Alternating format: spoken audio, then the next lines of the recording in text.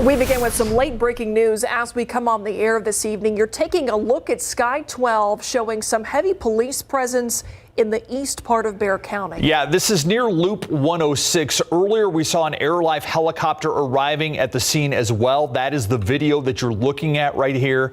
The original call was for a stabbing. We have not been able to confirm exactly what is happening. Again, this is just off Loop 106. We'll continue to follow this developing story and, of course, update it as more details become available.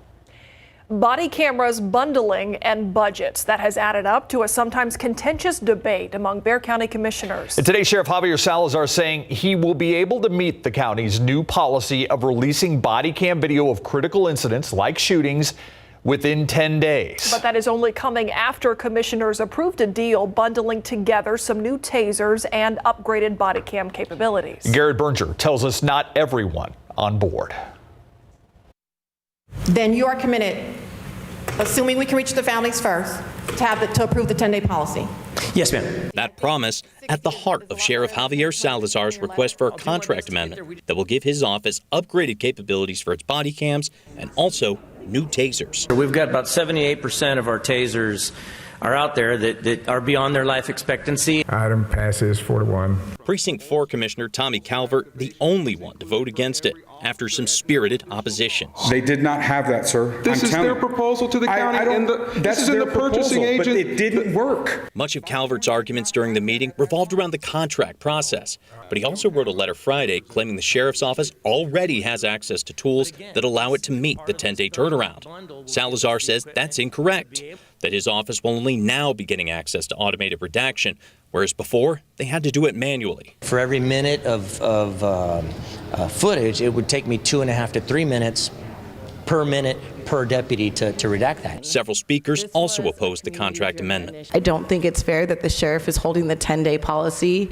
hostage, dependent on receiving more money. The sheriff says he understands that view, but disagrees with it. With that being said, we're going to do everything possible to make sure that we're complying with what Commissioner's Court is asking. And of course, I'm thankful that they saw fit to give us this equipment that we really need to bring us up to speed. Salazar says once they hire 2 civilians to specifically handle video redactions, they should be able to begin meeting the video release policy within 60 days. Garrett Berger, KSAT 12 News. A scary scenario for a driver and employees of a medical distribution center today. A car crashed into that building, catching it on fire. This happened around noon at the Texas Med Clinic distribution site that's on Gulfdale near 281 and Sandow Road. San Antonio fire investigators say the driver of a pickup truck likely suffered some kind of medical episode and lost control.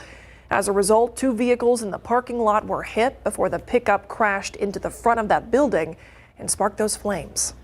We don't know if the vehicle caused the fire or if something electrical inside the building caught them both on fire, but the sprinkler system inside the building was able to extinguish the fire pretty quickly. Our crews went in, finished putting out hot spots, and immediately searched the truck. We were concerned that the driver was still inside the vehicle. That driver was taken to Methodist Hospital as a precaution and no serious injuries reported. As for that building, you could see it has some significant damage. A man charged with a fatal stabbing from 2019 found out how much time today he will spend behind bars for that crime. Jimmy Turner accepted a plea deal and was sentenced. Erica Hernandez at the hearing takes us inside that courtroom. I am asking them for forgiveness and their mercy because I do understand I did take his life. Despite saying it was an act of self-defense and asking for leniency, Jimmy Turner today received a maximum sentence of 32 years in prison per a plea deal. I'm going to sentence you to 32 years confinement to the Texas Department of Criminal Justice, the Institutional Division. Several witnesses took the stand and testified to what happened back on October 28, 2019, and painted a different picture of what took place. Turner and the victim, Kevin Ryan, got into an argument over a woman they were both seeing. At some point during that argument, Turner took out a knife and stabbed Ryan 4 times and then attacked the woman. And then he indicated to me, had her sister not intervened or law enforcement, he may have killed her. After being sentenced, Ryan's daughter and sister gave victim impact statements. You've torn our family apart, but that I hope you think about that for a very long time. I will use the strength of God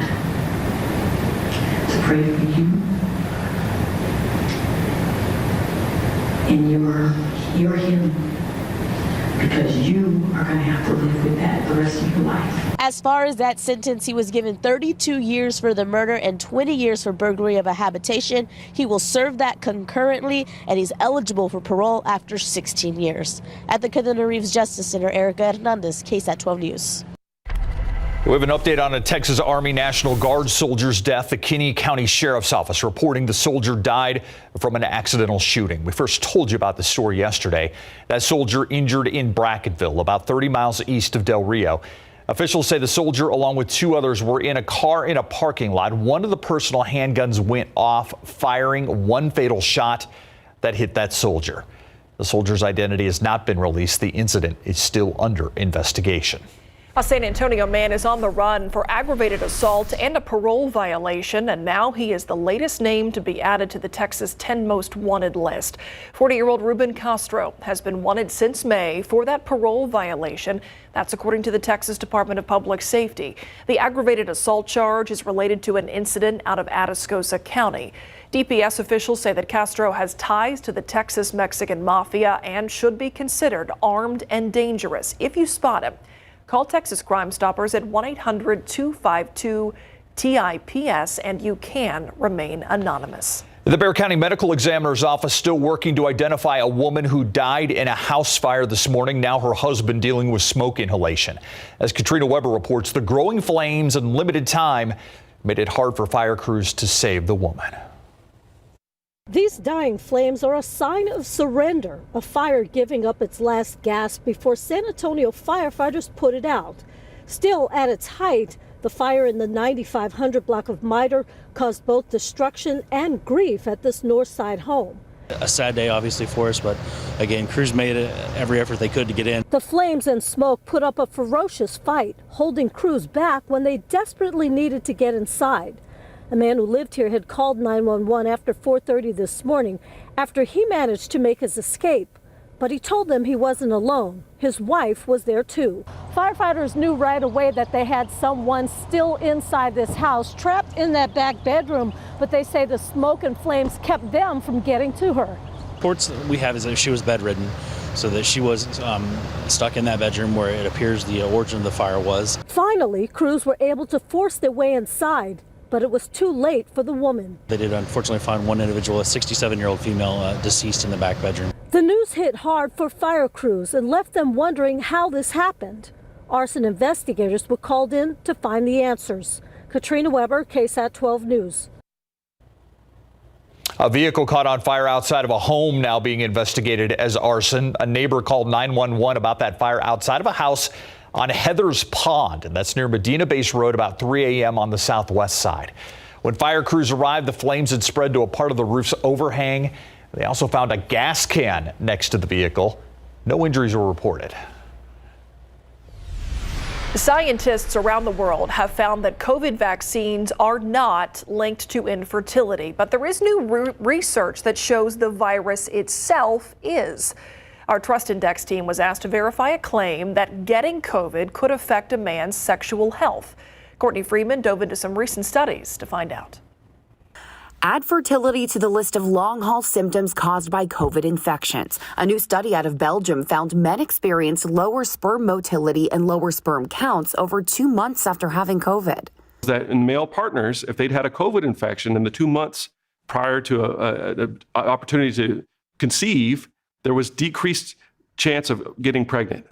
Then an even larger study out of Boston University, funded by the National Institutes for Health, linked the COVID virus to male fertility issues. Couples in which the male partner had tested positive within 2 months were 18% less likely to conceive.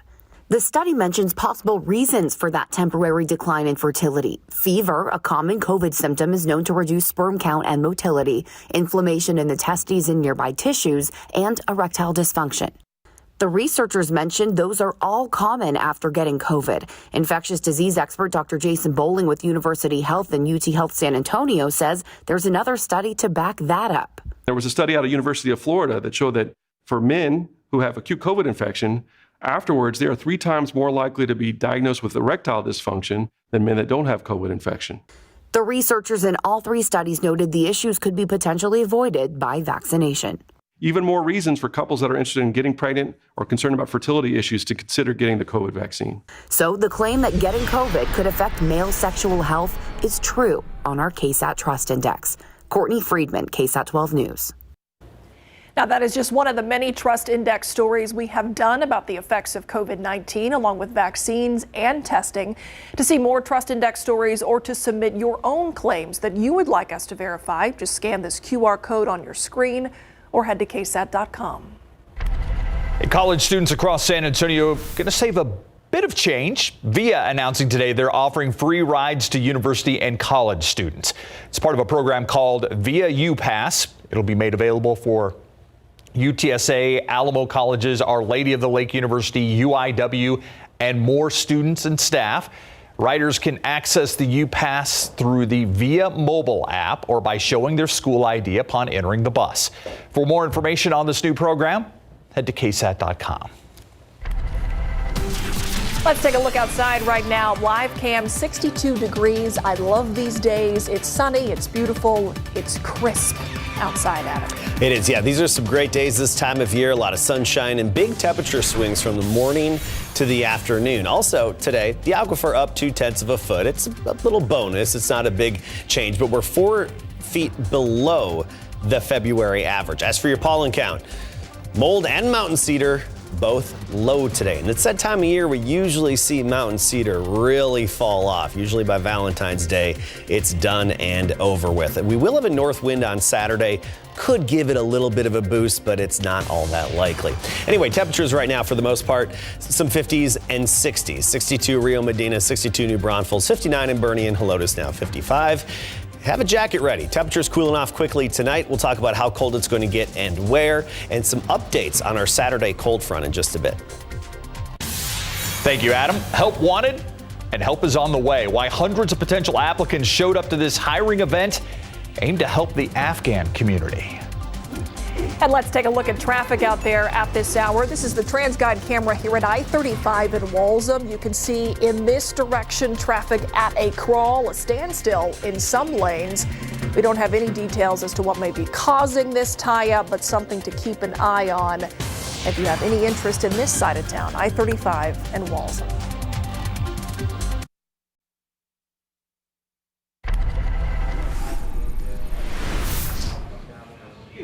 Tonight, we need to do more. That is the word from people who treat victims of human trafficking.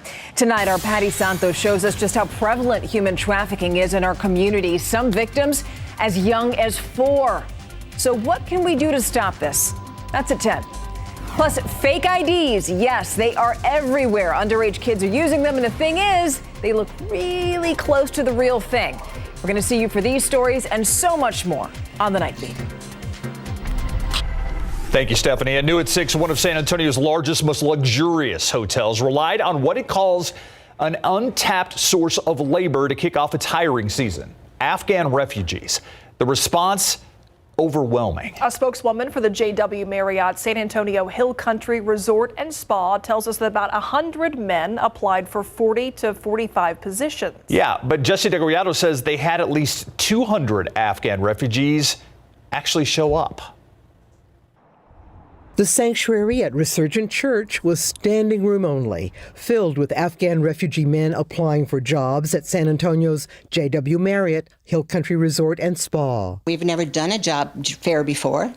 This was the first time we had done a job fair. Assistant Director Jean Sherrill says the Center for Refugee Services agreed to host the event because the hotel was offering jobs which mostly didn't require English speakers. They would provide the needed training either with pictures or translators. Sherrill says they'd even help with transportation and their immigration paperwork if needed. It shows that we're here to help our fellow brothers and sisters that came from overseas due to the circumstances. Even though some of them come with a wealth of experience, they're just here for a job, for a new start. But since many of them had helped the U.S. military, they say their families who are still there could be killed by the Taliban. So any job they get, just being gainfully employed, would help pay to get their loved ones out of Afghanistan. And so they need to earn the money to be able to get their families here. Perhaps that's why the JW Marriott recruiters often heard them say, I'm here to work, I'm not afraid to work, whatever it is that you have for me, I'll take it. Their job applications are now under review.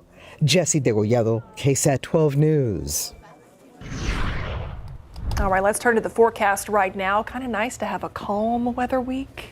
Yeah. Just breathe a little easy. Compared to last week, Yeah. which was anything but calm, Adam. Yeah, I think we deserve this, and we can enjoy some sunshine feeling guilt-free with the good rainfall that we had last week as well. I know it caused some issues here and there, but we did get some good moisture. Today, we started at 31 degrees, so we did briefly have a light freeze this morning, and that's below the average of 44. But then by the afternoon, we had an exactly average high temperature of 66, made it up to 72 Cotulla, 71 Del Rio, and Carrizo Springs, a high of 70. Actually, tomorrow, I think the vast majority of us will be at that 70-degree mark. But if you're venturing out this evening, yes, it was a warm afternoon. We're still at 63.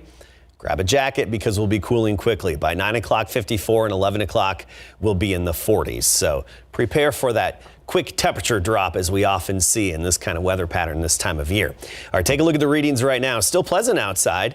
64 Castroville, 62 New Braunfels, 64 in Devine. These temperatures, though, as I mentioned, will be falling off pretty quickly. Still hanging on to 70 in Del Rio. That's the warm exception. Not far away in Rock Springs, we're at 59. Now, by tomorrow morning, we're anticipating widespread mid-30s. So most of us just a little above the freezing point. The exception, as usual, up in the hill country, where I do think we'll dip down to about 30 degrees for some low temperatures, even a bit cooler in the 20s once you get up into Junction. But for the most part, right near 30 degrees in the hill country, the vast majority of us a little above freezing tomorrow.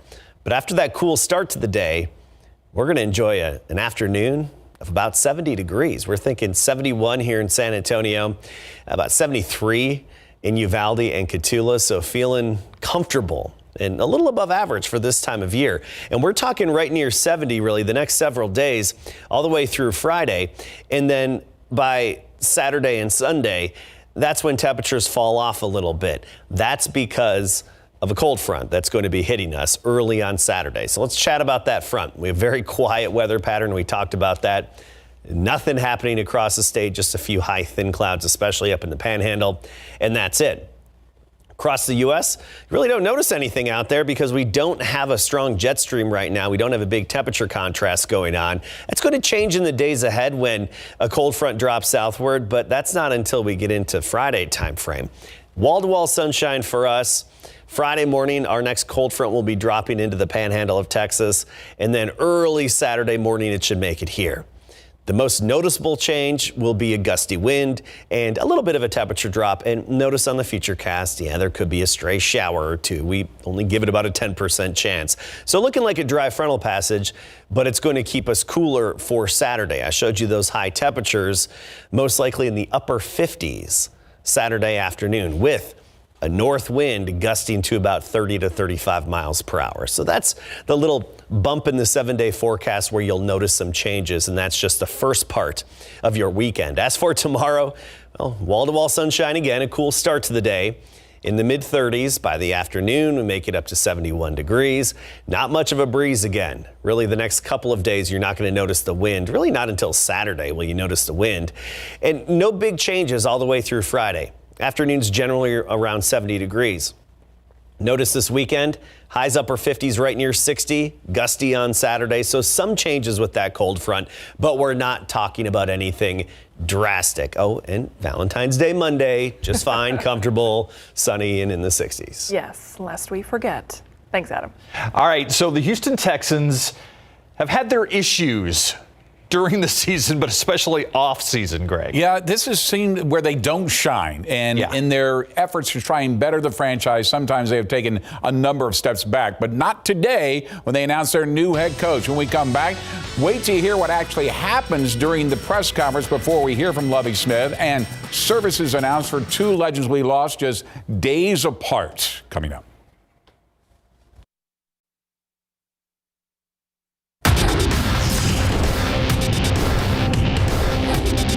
This process in and of itself is very fluid, and we have stairwell.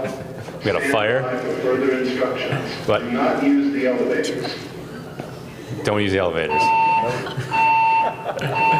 Not everything went as planned in the announcement of the new head coach for the Houston Texans today in Big Board Sports. Pro football coverage, powered by Davis Law Firm. Don't really know if that's a bad omen or not when a fire alarm interrupted the Houston Texans announcement of their new head coach, Lovie Smith. Turns out the replacement for David Culley, who was fired after only 1 year as a head coach in Houston, was right under the Texans' noses as their defensive coordinator. This is Lovie Smith's third stint as a head coach in the NFL. His first was with the Chicago Bears, 2004 to 2012, where he led the Bears to Super Bowl 46, only to lose to the Colts, 29-17. His second stint, not as successful after only 2 years in Tampa Bay, 2014-2016. But now the Texans are hoping the third time is a charm, as Smith was introduced today by General Manager Nick Caserio.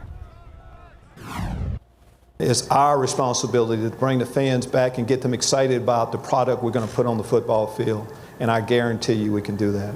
So it's a great day. We're excited. We all are. As we go forward, look forward to working hand in hand, side by side with Nick to get the Texans back where they need to be. All right, the Texans chose Smith over other candidates, including Josh McCown and Brian Flores. But after the fired Dolphins head coach filed a federal lawsuit that included a section on the Texans' decision to fire Culley, they turned to Smith. The McCollum boys basketball team are District 28 5A champions for the second straight season. The Cowboys rolled past Southwest Legacy at home last night, 70-53, to clinch the title. Freshman Enrique Torres was on fire from behind the arc, hitting 4 threes in the fourth quarter. He finished with a game-high 25 points. Senior Chris Villarreal added 19 of his own as the Cowboys captured the district title with 3 games left to play in the regular season. Felt great, getting my teammates involved, just getting the dub, becoming a district champ. Felt great. Season we've been through a lot, had our ups and downs, but we overcame them. And look at us now, district champs, back to back. It feels great knowing that I'm on the court with my team and being able to get it back-to-back district champs. I feel like we play harder this year. We play more as a team this year, and I love being on the court with my guys. The Cowboys are 10-1, 23-7 overall, will travel to Eagle Pass win on Wednesday at 6:30 p.m. Funeral services for legendary broadcaster Gary DeLon have now been set. The Emmy Award-winning and San Antonio Sports Hall of Fame member passed away this past Sunday from complications due to COVID and COVID-related illnesses. He was 88.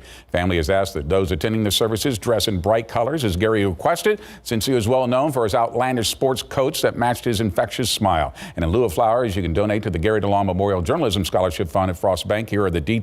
Services will be held this Friday, Oak Hills Church at 1:30 p.m. We have lost 2 legends just days apart as the family of former St. Mary's basketball player, coach, athletic director, and national champion Buddy Meyer announced his funeral arrangements today. The San Antonio Sports Hall of Famer passed away last week at the age of 82 following emergency surgery after retiring from coaching in 2005, but remained very much a part of the university. In fact, after over 4 decades at the school, Buddy was St. Mary's. In lieu of flowers, the family is asking for donations to the Hanson Fund for St. Mary's men's basketball. Here are his services details. The rosary will be Friday at 7:30, funeral at 10 a.m. at St. Matthew's Catholic Church on Wurzbach Road. It's just hard to believe we lost those 2 gentlemen just literally days apart. 2 guys that you certainly knew better than I knew them a little bit, but both of them shared one thing in common, a passion for what they did. Absolutely, and they were great friends. Yeah, thanks, Greg. We'll be right back. Russell Gold is an award-winning investigative journalist and staff writer and editor at Texas Monthly. He's covered stories like the Deepwater Horizon explosion for the Wall Street Journal. He's also started out his career right here for the San Antonio Express News. He's been a Pulitzer finalist twice. He is an author. He is an expert on energy and power. And, as a matter of fact, your last book, Superpower, had to do with wind and some of the renewables that were out there. Russell Gold, thank you for joining us. We go back a ways, but let's not talk about that. I want to talk about the fact that you wrote an article recently about what happened roughly a year ago and just how close the state of Texas came to a catastrophe. Talk about that a little bit. Well, it's sort of in the current cover article for Texas Monthly, we went back and looked at exactly what happened last February with the blackouts. And one of the things that really stunned me was the revelation that we came within 2, 3, 4 minutes of losing the entire grid. And what I mean by that is that the grid would have had to shut down, something that's never happened before in Texas, never happened before in the United States, and then been slowly built back up. You're talking about weeks without power in Texas. It was really stunning how close we came. As bad as things were, it was almost considerably worse. Yeah, not a flip a switch you can flip to turn things back on if that were to have happened. Nobody has forgotten about last year and millions of us being in the dark and the cold. Some 700 people died as a result of that. So the big question people want answered now is what has changed? So what, if anything, has changed as a result to hopefully prevent us from being in that situation again? Yeah, that's a great question. Well, the first thing that happened was that the Texas legislature, which was not planning to take up this issue, this happened right in the middle of the legislative session, they took up this issue and they decided that they were going to try to do some much needed reform. And they did accomplish, to their credit, they accomplished a lot. Yeah, there's a new board at ERCOT, the grid operator, the Public Utility Commission has new members, and they put money and more inspectors to make sure this word of winterization, can our power plants run in cold weather? Because basically the Texas grid, we're set up to operate during that really hot July or August day when we're all cranking our air conditioner, and we've sort of fallen asleep a little bit about the real vulnerability, which is the winter time.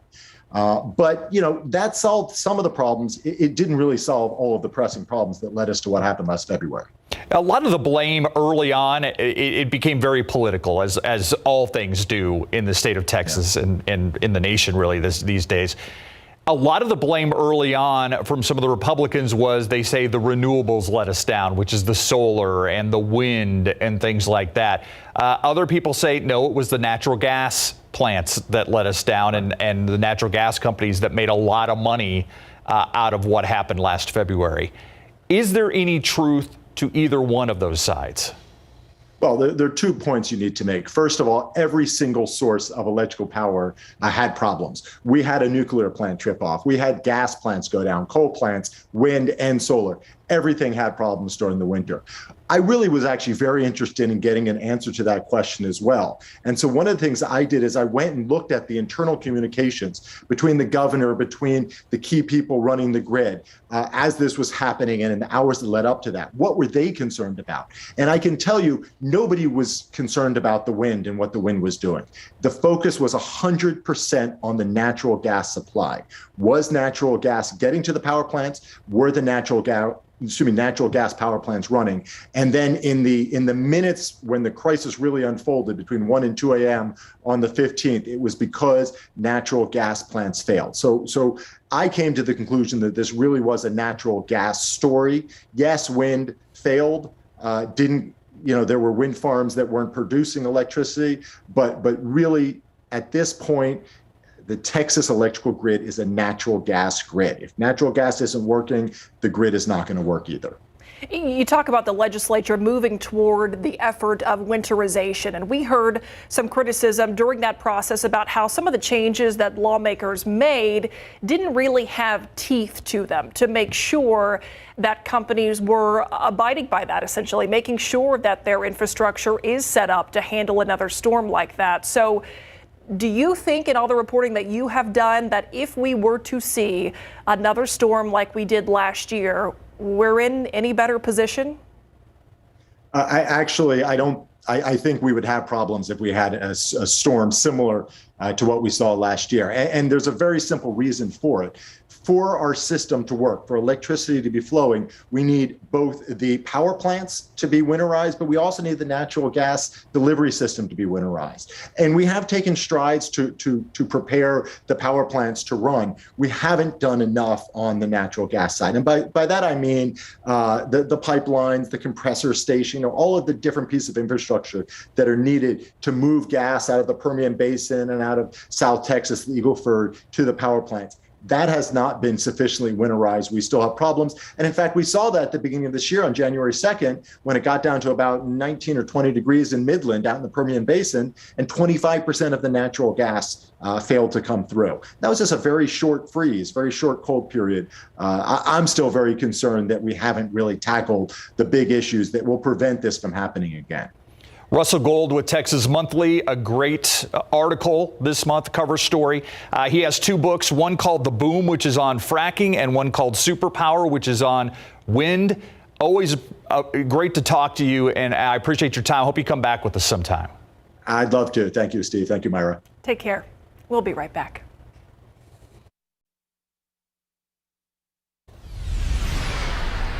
The countdown to Hollywood's biggest night officially kicking off with the announcement of the Oscar nomination. With feature films shown in theaters going head-to-head with streaming movies, ABC's Morgan Norwood in Los Angeles with a look at the contenders.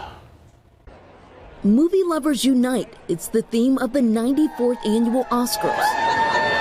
Tracy Ellis Ross and Leslie Jordan unveiling the nominees. Here are the nominees for Best Picture. This year, 10 films up for the coveted title of Best Motion Picture, including King Richard and West Side Story, making for a diverse set of contenders.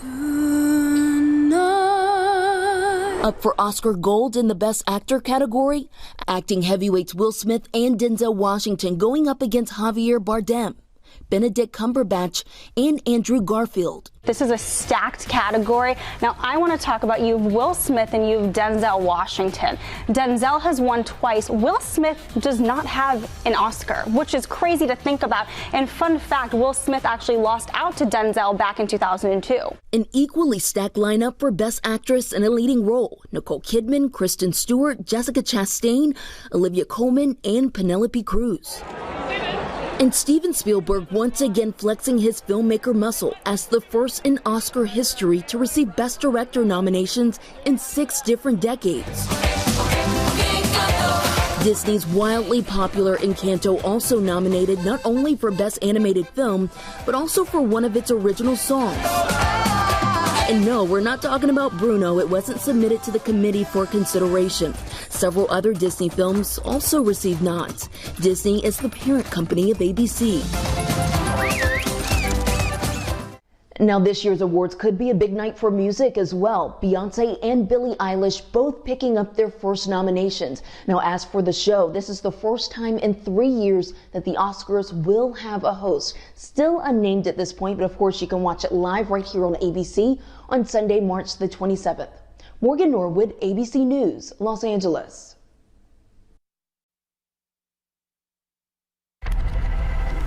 In the buzz today, we start with 80-year-old Billy Ray Macon. He's had a red stamp on his high school diploma for more than 60 years. It read, quote, "This student met minimum state requirements." Now, Macon felt that undermined his life of hard work, the hardships he endured.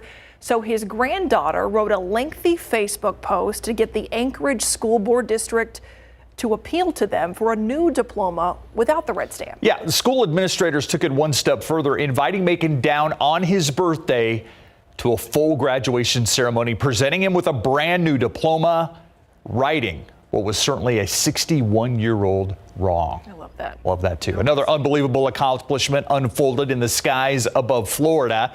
A pair of brothers successfully completed a small plane flight blindfolded. The pilot only getting verbal commands. The brothers trained in simulators for months, worked out a system of commands and emergency protocols. Before pulling off the amazing feat, which they are hoping will land them in the record books. Yeah, okay. Yeah, all right. A little uneasy about that one, huh? Well, let's go fly a kite up to the highest height. I've been told that before. The simple act of flying a kite is closely associated with spring weather and wholesome family fun. And guess what? Today is National Kite Flying Day. Kites date back to 470 BC in China. Nobody quite sure exactly why people started flying them.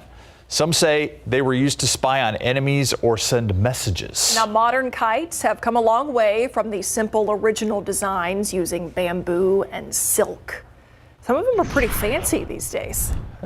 For some reason, I think a meteorologist would like the whole kite flying, with the wind, the direction, I would think that would be something that you would enjoy. I actually attended the national, I forgot what it was called. It was the National Kite Festival in Washington, D.C. when I lived in D.C. It was out on the National Mall, and it was just a sea of kites and some really fancy ones, too, in like a special area. Really cool. How did they not get them all tangled? Well, you have to, pretty low flying, too. Okay. You don't want to get them up too high when there's so many. Got it. You do want to fly a kite. Saturday's your day. It's going to get up there and it's going to be rippling really hard in that wind. So Saturday's the day to do that. All right, weather headlines here. Just above freezing tonight. Still going to be chilly out there this evening. Grab a jacket when you're venturing out. A cool start to the day tomorrow, but a little above freezing. Up to 70 degrees by tomorrow afternoon. Then a cold front Saturday morning, and you're going to feel that cold front. It's not necessarily a very strong cold front, but there will be some noticeable changes. So let's get right to it. And I love this, and I love this time of year because the sun sets during our newscast, and we can capture it. And we actually have a little bit of cloud cover off on the horizon, helping to give us a nice little sunset there. 63 degrees right now, dew point of 24. So we've got that dry air in place, and it's that dry air that allows us to cool off so efficiently and even warm up really efficiently when the sun's out. So take a look at the big picture here in terms of temperatures. We are really not that much warmer than some of our friends to the north. I mean, we're 63, but 54 in Omaha, 36 Chicago, 39 Bismarck, North Dakota. So really not a big difference north to south relative to February. You look up into Canada and even northern Alaska, that's where temperatures dip down into the minus 20s and minus 30s. Now that cold air is going to dislodge and push southward, but we'll just get clipped by the edge of that air mass and really not have a huge impact to our temperatures. That cold front will clip us Saturday morning. Temperatures now across the state: Alpine 52, 62 Dallas, 70 Del Rio, and that's really the warm spot. Meanwhile, Carrizo Springs now 55 along with Kerrville. So tomorrow morning, the vast majority of us, mid-30s, 36 Eagle Pass, 35 Canyon Lake, Gonzales 35, San Antonio about 36. Parts of the hill country, though, a brief light freeze, probably close to 30 degrees for a few hours. Helotes 35, Converse 39, and even Elmendorf 36. But morning temperatures will be on the rise. That's the thing. We'll be above freezing and even gain some ground. Probably close to 40 degrees by Friday morning and mid-40s on Saturday morning. So let's talk about that next cold front and what it means to us when it makes it here. It's not going to have a huge impact on temperatures, but we are going to notice it. Quiet weather pattern right now. No big activity, no strong jet stream overhead. Futurecast keeps us sunny really all the way into Saturday. The main difference will be a few clouds on Saturday with the chance of a couple of stray showers early Saturday morning with that front, but more notably a strong wind behind it. So you'll notice the gusty winds again on Saturday. We're accustomed to it this winter. We've had a lot of cold fronts and feel that strong north wind. This is not going to be one of the stronger fronts, but you'll notice the breeze and it's going to keep us a little bit cooler. I mean, we'll really not have much of a noticeable wind through Friday, but by Saturday, we'll probably see that wind periodically up to 30 miles per hour. So that's something noticeable. Light and variable wind tomorrow, wall-to-wall sunshine. 30s in the morning, by the afternoon, right near 70 degrees. So a comfortable afternoon after that cool start. And then really just the same all the way through Friday. Saturday, a high temperature of about 58. That cold front's going to come in a little earlier than we previously anticipated. So it's going to be a bit cooler, upper 50s, and then only near 60 again by Sunday. Thank you, Adam. In case you missed it, coming up next.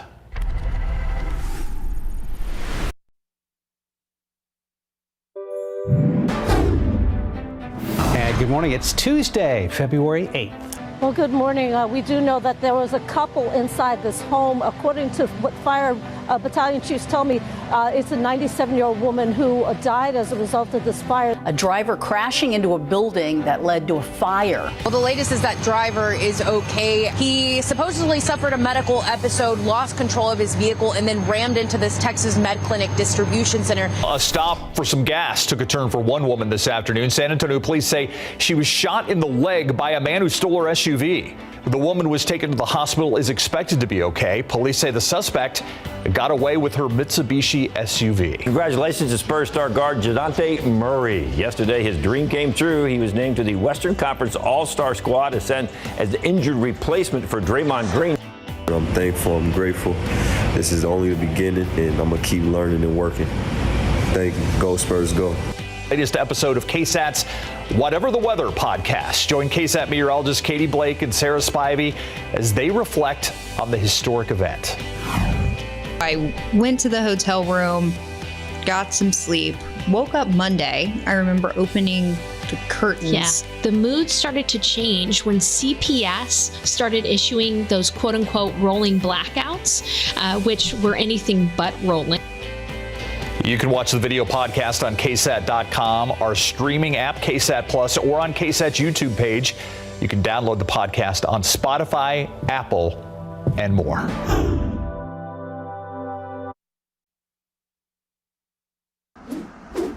I want to take another look at traffic out there this evening. This is the TransGuide camera, 410 and Starcrest. You can see far side of your screen there, those cars slow going. We don't have any real details, though, about any traffic tie-ups or construction in that area. Adam. Tomorrow morning, we're looking cool in the 30s, but 30s just above freezing. About 35 Hondo, 35 Canyon Lake. You get into the hill country, that's the exception, a brief light freeze. But for the most part, a chilly start to the day in the mid-30s. By the afternoon, we're back to 70 degrees and nice. And no big changes till Saturday when a cold front hits. It's going to keep us cool in the upper 50s on Saturday with a gusty wind. I love these days. Thanks, Adam. And thanks for watching the news at 6. See you back here on the Night Beat at 10.